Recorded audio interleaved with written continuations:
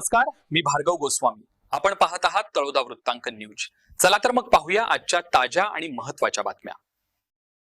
राष्ट्रीय महामार्गावर दुचाकीचा थरार. स्थानिक तरुणांच्या तत्परतेमुळे जखमीला मिळाले जीवदान.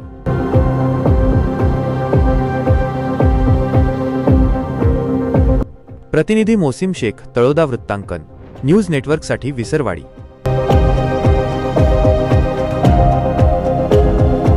नमस्कार प्रेक्षक हो. धुळे सुरत राष्ट्रीय महामार्गावर अपघातांची मालिका सुरूच असून गुरुवारी दुपारी 12 वाजेच्या सुमारास गंगापूर परिसरात एका दुचाकीचा भीषण अपघात झाला.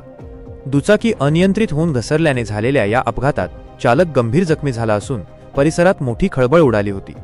मिळालेल्या माहितीनुसार प्रवीण धनराज पाटील वय 45 राहणार सुरत हे आपल्या दुचाकी क्रमांक GJ05 TG1843 ने सुरतच्या दिशेने जात होते. गंगापूर शिवारात आले असताना अचानक त्यांच्या दुचाकीचा तोल गेला आणि गाडी रस्त्यावर जोरात घसरली. या अपघातात प्रवीण पाटील यांच्या पायाला गंभीर दुखापत झाली.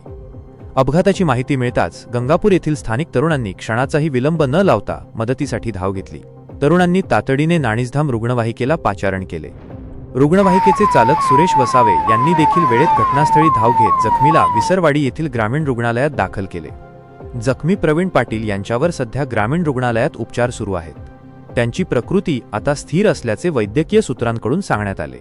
स्थानिक तरुणांनी दाखवलेल्या तत्परतेमुळे जखमीला वेळेत उपचार मिळू शकले, अशी चर्चा परिसरात होत आहे. या घटनेबाबत पोलीस अधिक तपास करत आहेत. आजसाठी एवढेच. अशा सर्व बातम्या पाहण्यासाठी आमच्या न्यूज चॅनलला सबस्क्राईब करा. धन्यवाद.